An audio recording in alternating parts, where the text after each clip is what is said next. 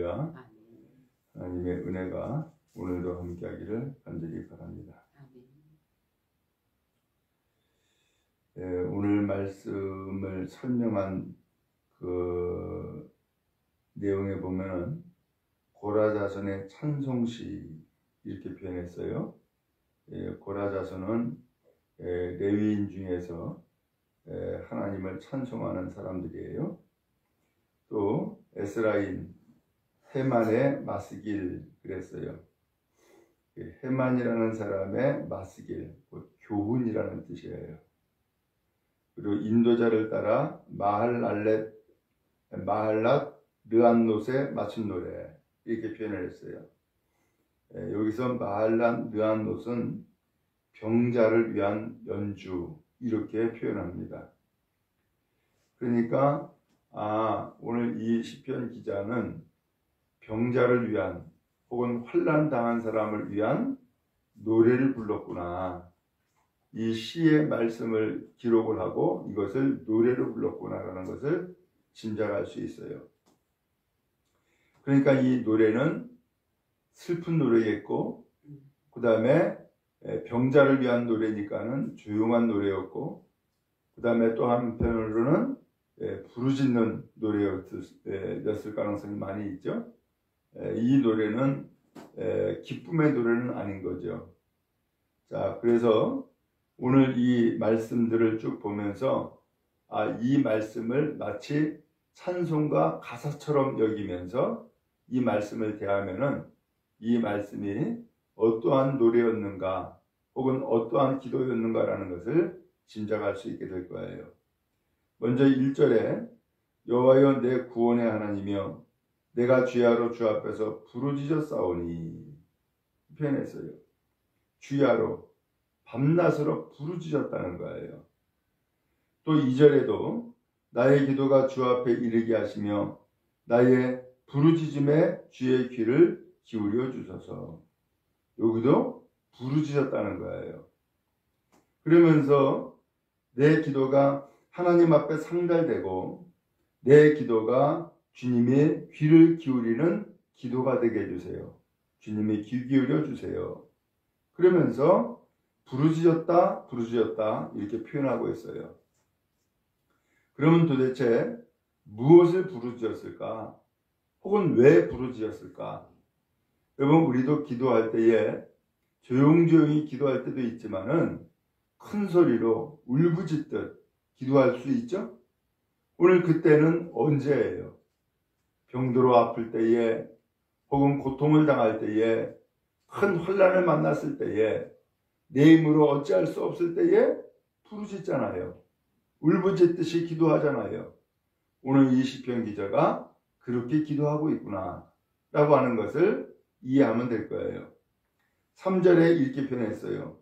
물은 나의 영혼에는 재난이 가득하며 나의 생명은 스올에 가까웠사오니 이렇게 표현했어요. 재난이 가득하대요. 어디에? 영혼에. 영혼에 재난이 가득하다는 거예요. 또한 나의 생명은 스올에 가까웠다. 스올은 지옥이라고 생각하시면 돼요. 지옥에 가까웠다는 거예요. 또 4절에 나는 무덤에 내려가는 자 같이 인정되고 힘없는 용사와 같으며 지금 나는 죽음의 무덤에 내려가는 자와 같다는 거예요. 죽음의 무덤에 내려가는 자는 무슨 소리예요? 깊은 절망. 더 이상 내 인생에는 희망이 없다. 나는 이제 죽음으로 내려가고 있구나. 이런 거죠. 그 다음에 힘없는 용사. 용사면 뭐예요? 힘없으면은 싸울 수도 없어요. 혹 싸운다 할지라도 그 용사는 백전백패예요. 오늘 이 용사가 그와 같다는 거예요. 5절에 죽은 자 중에 던진 바 되었으며 죽임을 당하여 무덤에 누운 자 같습니다. 그랬어요. 죽음에 던져진 자와 같다는 거예요. 이 말씀은 이제 절망에 빠져 있고 버림받아지는 그런 상태를 표현해주고 있죠. 자, 지금 이것이 이 시편 기자의 상태라는 거예요. 우리 여러분 어때요? 우리도 이런 깊은 절망에 빠질 때가 있죠. 야, 나는 이젠 죽는구나. 더 이상 희망이 없구나. 난 더 이상 힘이 없어. 더 이상 소망이 없어. 그러면서 나는 이제 재난이 가득했고 지옥문이 내 앞에 있으며 나는 힘없는 용사와 같고 나는 이제 죽음에 던져졌구나. 이러면서 그의 삶, 그의 인생을 탄식할 수 있잖아요. 오늘 시편 기자가 그와 같은 상태라는 거예요. 근데 그러면서 5절 끝에 이런 표현을 했어요. 주께서 그들을 다시 기억하지 아니하시니 그들은 주의 손에서 끊어진 자입니다. 하나님이 그나마도 이 사람을 기억하지 않는다는 거예요. 그의 인생은 이제 끊어진 자와 같다는 거예요. 끝났다라는 그런 거죠. 여러분, 세상에서 아무리 환난을 당해도 하나님이 기억하시면은 그 인생은 소망이 있어요. 그런데 하나님이 나를 버렸다라고 한다 그러면은 이제는 끝이에요. 더 이상 소망이 없는 상태가 되어버리고 마는 거죠. 오늘 이 시편 기자가 그와 같다는 거예요. 나는 지금 환난 가운데 있는데 재난이 가득한데 나는 지옥에 떨어지는 자와 같은데 그나마 하나님이 나를 또한 버렸다는 거예요. 그러면 더 이상 소망이 없는 거죠. 그러면서 6절에 주께서 나를 깊은 웅덩이와 어둡고 음침한 곳에 두셨사오며 주의 노가 나를 심히 누르고 주의 모든 파도가 나를 괴롭게 하셨나이다. 이것은 한마디로 표현하면은 내가 지금 이런 상태에 빠진 것은 하나님이 나를 징계하셨기 때문입니다. 라는 얘기예요. 오늘 이 기자는 알지요. 우리도 그렇잖아요. 다른 사람들은 몰라도 하나님이 알고 내가 알잖아요. 내가 지금 어떤 상태인지 하나님과 나와의 관계가 어떠한 관계인지 알잖아요. 오늘 이 시편 기자는 그러한 관계를 알고 있기 때문에 하나님이 나를 괴롭게 하셨습니다. 하나님이 나를 기억하지 않고 있습니다. 하나님이 나를 끊어버렸습니다. 그러면서 깊은 절망에 빠져 기도하는 모습을 보게 되어져요. 이것을 6절에서 깊은 웅덩이라고 표현을 했고 어둡고 음침한 곳이라고 표현을 했고 그 다음에 7절에는 주의 진노 또 모든 파도가 나를 괴롭게 했다. 모든 것이 다 하나님의 진노였고 나의 고통이었으며 괴로움이었다는 거예요. 더 나아가서 8절에 주께서 내가 아는 자를 내게서 멀리 떠나게 하시고 나를 그들에게서 가증한 것이 되게 하셨사오니 이렇게 표현했어요. 그나마 내가 가깝게 지내던 사람들 다 떠났다는 거예요. 심지어는 그 사람들이 나를 가증스럽게 여긴다는 거예요. 기가 막히죠. 여러분 우리도 겪을 수 있지만은 잘 나갈 때는 친구도 많아요. 아는 사람도 많아요. 그런데 내가 고통당하고 어려움에 빠져버리면은 친구도 떠나가요. 아는 사람도 없어요. 완전히 버림받아진 것 같고 홀로 외톨이가 되어버리고 말아요. 바로 그런 인생을 오늘 이 시편에서 말씀해주고 있는 거예요.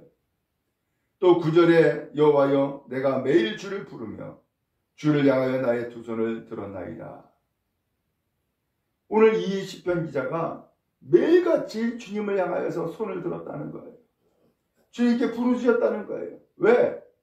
오늘 그나마 그래도 내가 부르짖을 수 있는 것은 누구밖에 없어요? 하나님밖에 없어. 내가 그나마 기도하고 말할 수 있는 것은 하나님밖에 없는 거예요. 오늘 여러분 왜 그럴까요? 참 이상하죠? 우리가 겪죠. 다 떠나요. 그리고 아무도 없어요. 기댈 사람도 없고요. 힘이 되어줄 사람도 없고요. 왜 이런 일이 생기는 거죠? 하나님은 우리에게 진정 원하는 것이 있어요. 나는 지금까지 돈을 의지하거나 건강을 의지하면서 살았어요. 그런데 그 돈을 의지했던 그 돈이 끊어지고 건강을 의지했던 그 건강이 사라져요. 이제는 아무런 힘이 없어요. 일할 능력도 안 돼요. 오늘 그때에 사람들은 하나하나 다 떠나죠. 철저하게 외롭고 혼자가 되어지죠. 근데 이런 일을 우리 인생 가운데 만날 수 있다는 거죠. 그러면 왜 이런 일을 만나는 거예요? 하나님은 도대체 무슨 뜻이 있는 거예요? 하나님은 그때에 내가 의지했던 것들을 다 끊어버리게 하고 오직 하나님만을 의지하게 만드시는 거예요. 바로 하나님을 의지하실 분으로, 하나님을 절대적으로 의지하실 분으로 하나님이 오늘 우리를 만들어 놓는 거예요. 그러면 여러분, 하나님의 진정한 뜻은 뭐예요? 내가 어려울 때에, 힘들 때에 그나마 남아있는 하나님을 버리는 것이 아니라 오히려 어렵고 힘들 때에 하나님을 구하는 자, 하나님을 찾는 자가 되기를 원하시는 거예요. 그럼 여러분, 언제든지 어떤 상황이 있든지 여호와 하나님을 의지하고 여호와 하나님을 찾고 여호와 하나님께 부르짖는 믿음의 인생 다 되기를 간절히 바랍니다. 그게 믿음이에요. 그게 소망이에요. 그게 나에게 주어진 마지막 힘이란 말이죠. 삼손도 그랬어요. 정말로 힘이 있을 때는 그야말로 여자들 가까이 하고 흥청망청하면서 살았어요. 근데 그 힘이 빠지니까 그 삼손이 마지막으로 의지할 수 있는 것은 딱 하나. 누구였어요? 하나님밖에 없었어요. 그래서 하나님 앞에 마지막으로 나에게 힘을 달라고. 그러면은 내가 하나님 앞에 마지막 헌신하겠다고 그렇게 다짐을 하죠. 결국은 하나님이 그 기도를 들으시고 삼손에게 마지막 힘을 주시죠. 결국 그렇게 해서 우상 숭배하는 자들이 모여가지고서 잔치하고 떠들 때에 그 돌 기둥에 묶여있던 그 손을 힘을 얻어가지고서 그 집안이 폭삭 내려앉게 만들죠. 다 죽었어요. 삼손도 죽었어요. 성경은 뭐라고 표현했어요? 그가 살았을 때에 죽였던 자, 행했던 일보다 그가 마지막에 죽음으로써 그야말로 죽인 자가 더 많았다 라고 성경이 표현을 해주고 있어요. 오늘 여러분, 그런 의미에서 우리는 어떠한 상황에 있어도 하나님을 절대적으로 의지하고 하나님을 구하고 찾는 믿음의 성도 다 되기를 간절히 바랍니다. 그게 하나님의 뜻이고 또한 주님의 뜻인 줄로 믿습니다. 10절에 이렇게 말씀합니다. 주께서 죽은 자에게 기이한 일을 보이시겠나이까? 위령들이 일어나 주를 찬송하리이까? 주의 인자하심을 무덤에서 주의 성실하심을 멸망 중에서 선포할 수 있으리이까? 흑암 중에서 주의 기적과 이즘의 땅에서 주의 공의를 알 수 있으리이까? 이것은 주님께 자꾸 되묻는 거죠. 왜 되물어요? 하나님, 내가 죽으면 어떻게 하나님의 은혜를 볼 수 있습니까? 내가 이렇게 망하면 어떻게 전도할 수 있습니까? 내가 이렇게 멸망하고 끝나버리면은 어떻게 주님의 은혜를 내가 말할 수 있겠습니까? 자꾸 되묻는 거예요. 이건 무슨 소리예요? 죽여달라는 거예요? 아니죠. 죽여달라는 것이 아니라 마지막까지 붙잡는 거예요. 하나님 살려달라고. 나 좀 구원해달라고. 나를 새롭게 해달라고. 하나님이 마지막으로 나의 의지가 되어주고 힘이 되어달라고 마지막으로 하나님 앞에 부르짖고 기도하는 거예요. 오늘 그러면서 13절에 여호와여 오직 내가 주께 부르짖었사오니 아침에 나의 기도가 주의 앞에 이르리이다. 아침에 나의 기도가 주 앞에 이르리이다. 이건 무슨 소리예요? 밤새 기도했다는 거예요. 밤새 기도하고 아침에서야 맞춰지는데 아침에서 맞춰질 때에 주님께 이 기도가 이룰 것입니다.